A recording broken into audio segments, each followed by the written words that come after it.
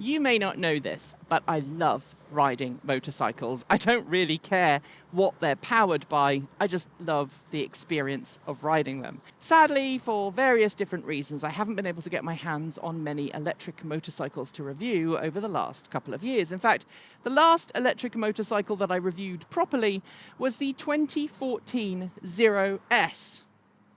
But this week, I have a new friend to play with. This is the Energica Esse Esse 9. Let's find out if it lives up to the hype.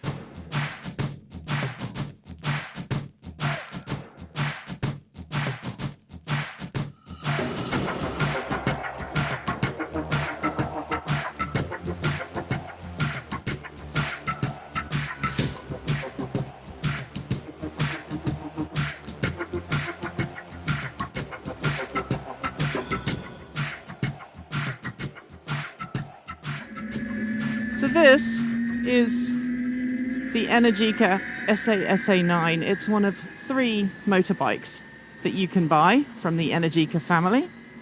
The first one is the Ego, which is an out-and-out sport bike. Then there's the Eva, which is like a street fighter. And then there's this, which is more of your classic naked bike. It is built on a kind of a standard classic naked bike setup. It's got nice tall handlebars. It's a very relaxed riding position. Perfect as a commuter, perfect as a tourer. You know, I sat on this bike yesterday. I think I did about 250 miles on this yesterday, and I didn't feel tired at the end of the day.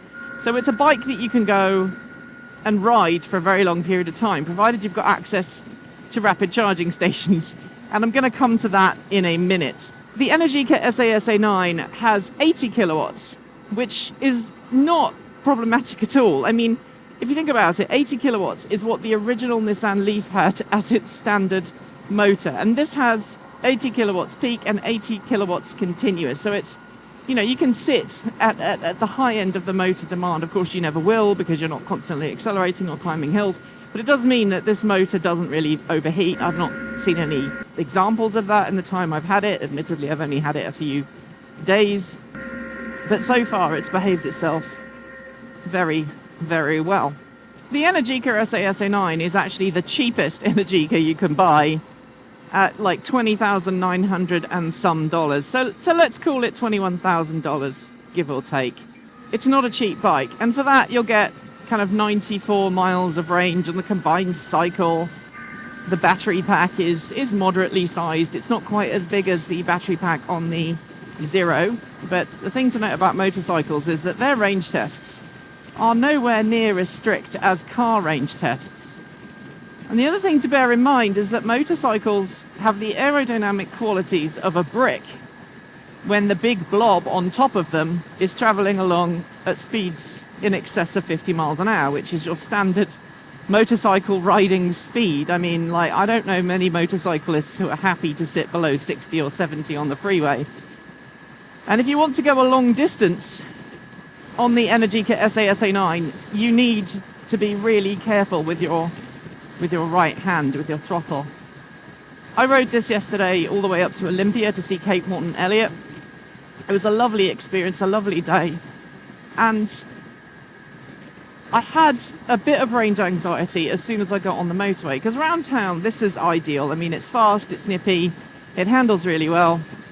But as soon as you get on the motorways, like I am right now, and the range would go down really quickly if I sat on the freeway at this speed all day. And I'd probably get maybe 55, maybe 60 miles, depending on my weight. I mean, I acknowledge that I'm not the slimmest of people, and I'm sure if you were a bit slimmer than me and a little bit more aerodynamic than me, you might get a little bit further.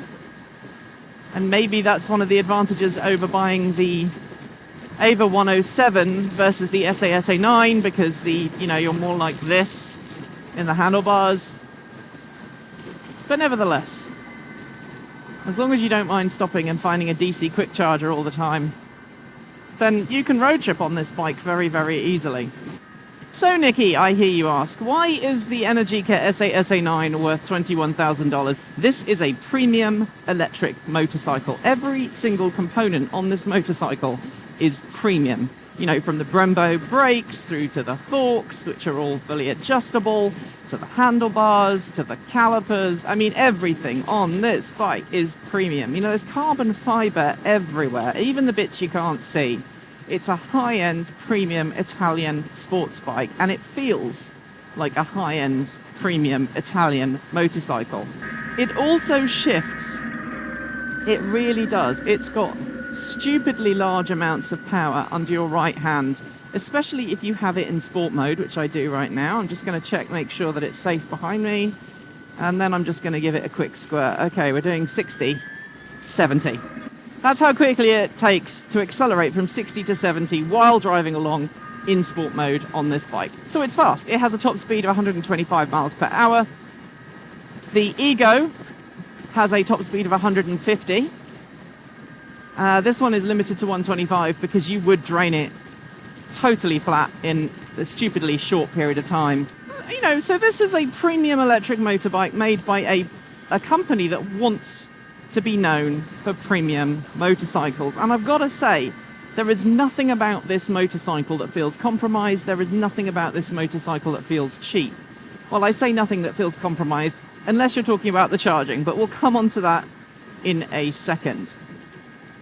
Now, because of all these batteries on board, the Energica Esse Esse 9 is heavy.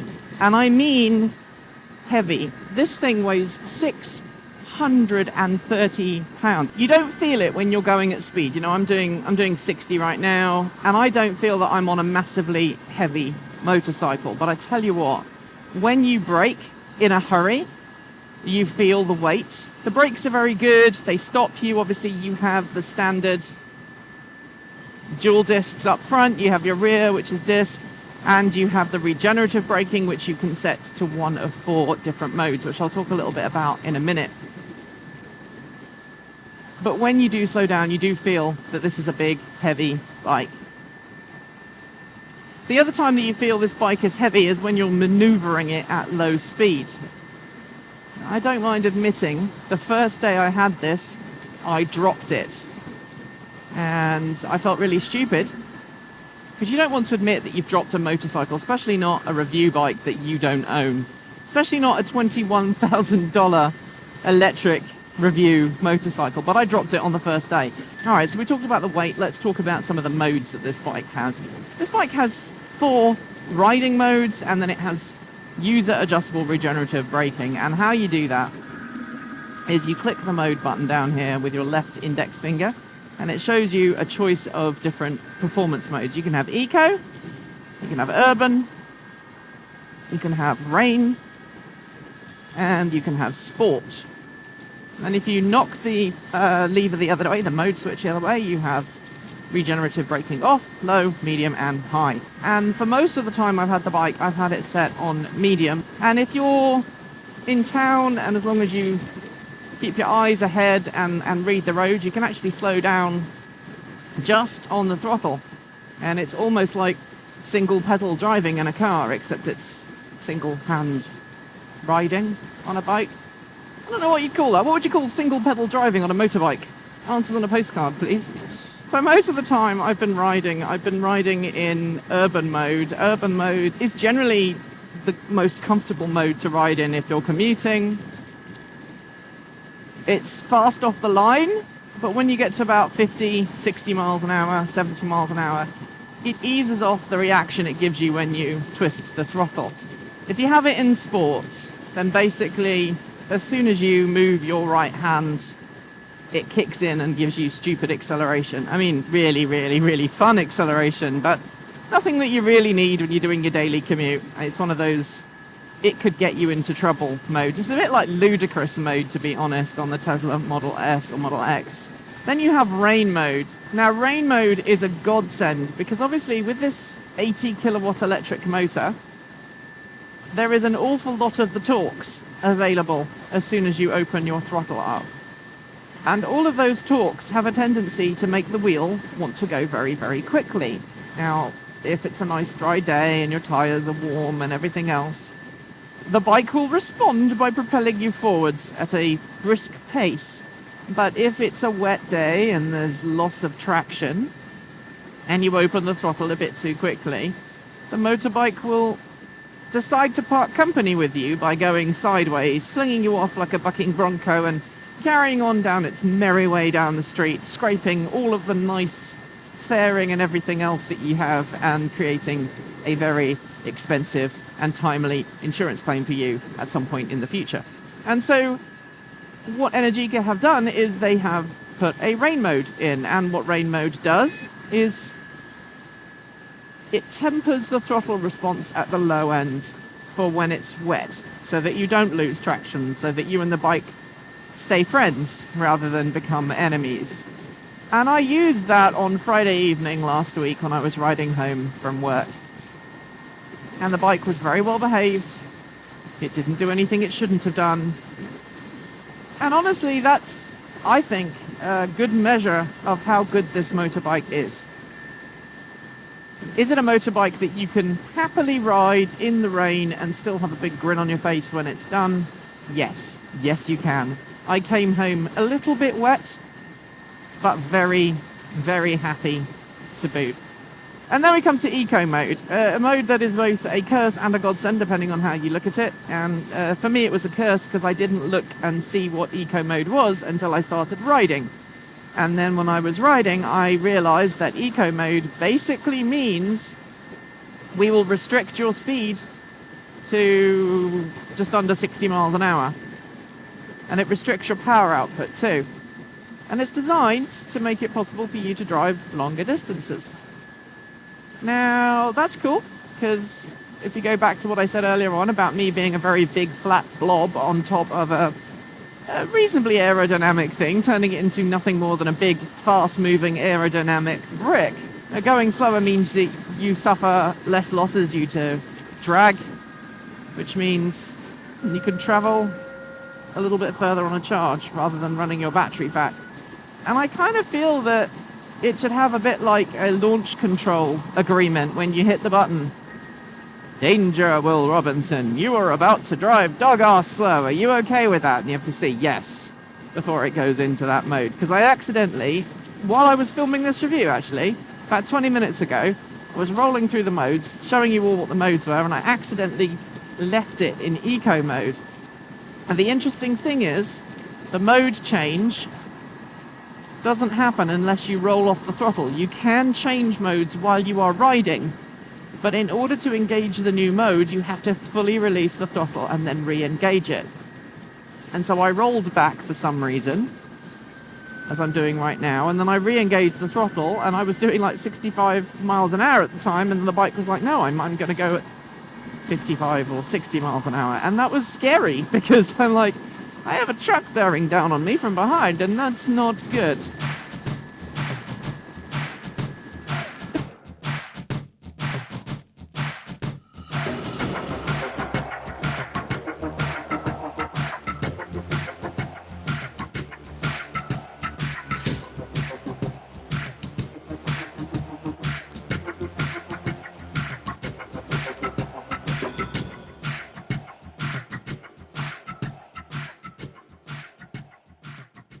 So as I'm maneuvering my bike into charging, let's show you the forward and rear low speed.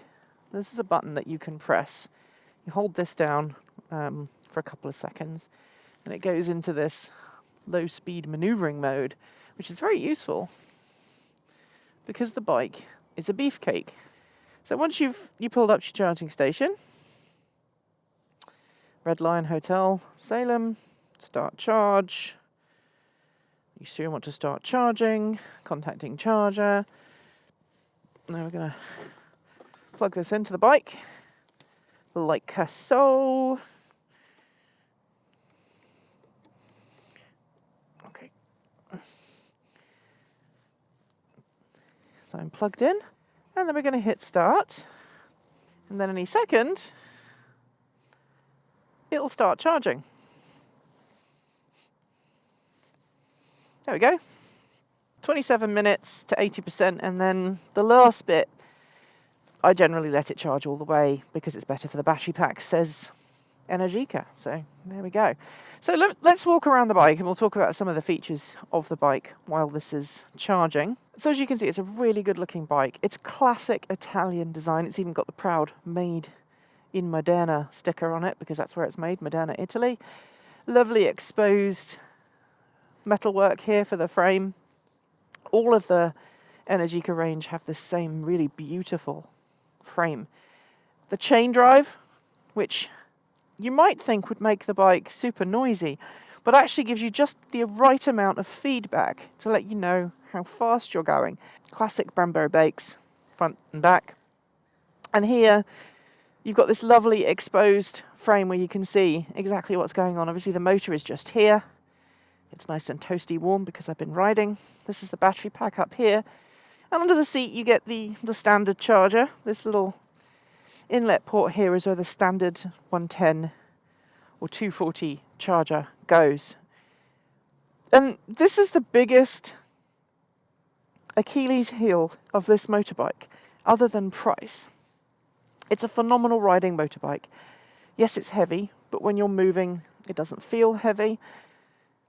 The extra weight plus the excellent adjustable shocks soak up most bumps, and it doesn't feel like a heavy motorbike when you're riding it. But when you come to charge, if you don't have one of these every 40 miles or so, you're going to spend a lot of time charging up at charging stations. Now, unlike the Zero motorcycle range, which you can buy with a 3 kilowatt charger or a 6 kilowatt charger, or with the latest SRF, you can actually spec 2 6 kilowatt chargers, which have 2 separate inlets, allowing you to charge up at a twin 6 kilowatt charging station. So you get 12 kilowatts going into the bike, and you can fill the bike up in less than an hour.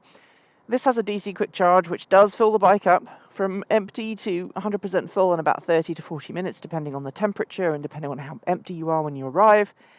But if you use a standard charging station, the J1772 charging station, this bike only has a 3 kilowatt onboard charger on it. And that's ridiculous. 3 kilowatts of onboard charging, it's not enough. Now, if this had a 6 kilowatt charger on it, as well as DC quick charging, I would be raving about this motorbike no end. But to build a $21,000 electric pocket rocket, pocket beefcake, and not put a 6 kilowatt charger on board makes absolutely no sense whatsoever. This is a motorbike that's built to ride. It's comfortable for long distances.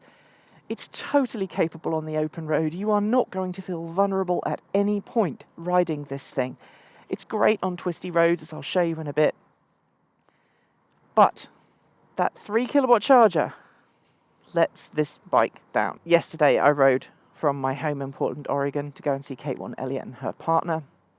They are building a house up there, so I went to see them, and I thought it'd be a great chance to test this bike out on the open road. And there is a DC quick charger in Woodland in Washington, which is about 40 miles from my house, so perfect chance to stop and rapid charge. From there all the way up to Olympia, there are no rapid chargers, and because you have a precipitous range drop as soon as you get above about 50 miles an hour, I arrived on very few electrons left, or as one person put it, I see you're on vapor. Well, obviously I'm on electrons, but very few of them left.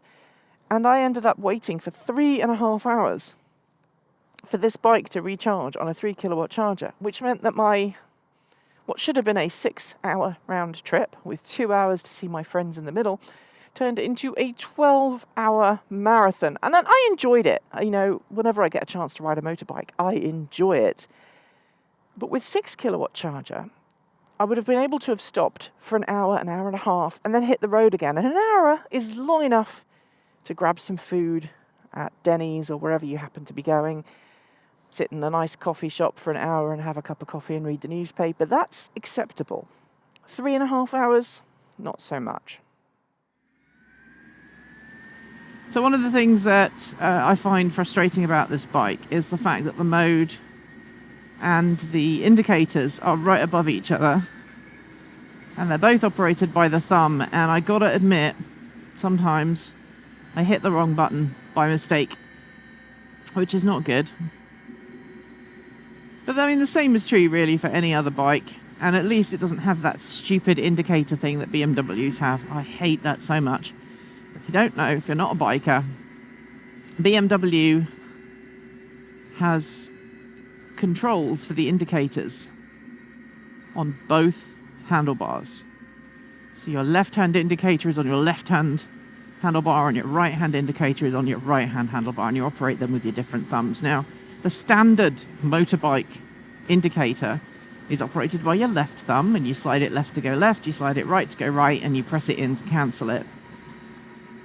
As with a lot of other modern motorbikes, if you hold the switch in on this bike, it makes the hazards appear, which is very useful. I've had to use them a couple of times on the freeway just because people have done stupid things in front of me, and I wanted to let everyone know.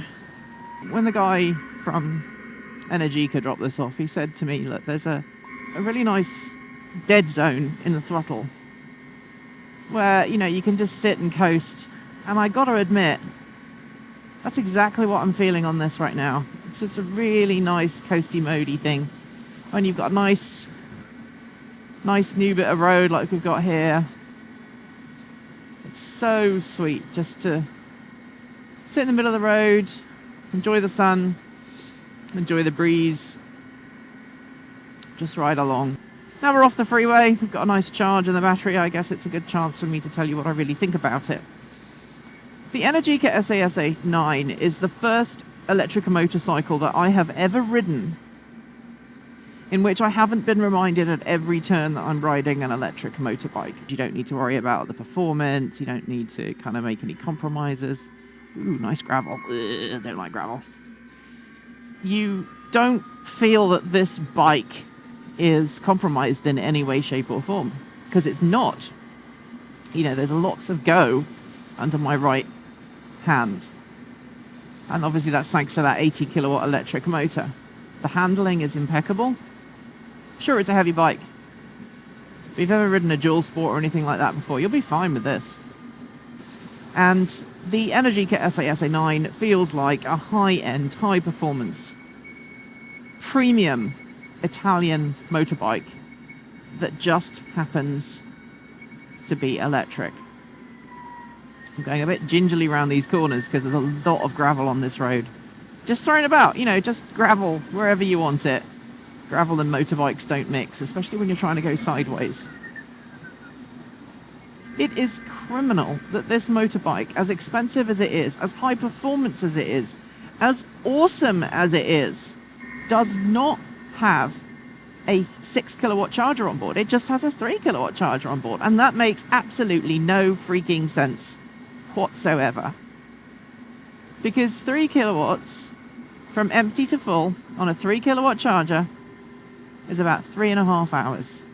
It wants to spend less than an hour on the motorway to then spend 3.5 hours waiting for your bike to charge. Not me. If it was a 6 kilowatt charger, then it would be more excusable, because you could do like 6 kilowatt charging while I was having my lunch, or while I was having my while I was having a bit of coffee.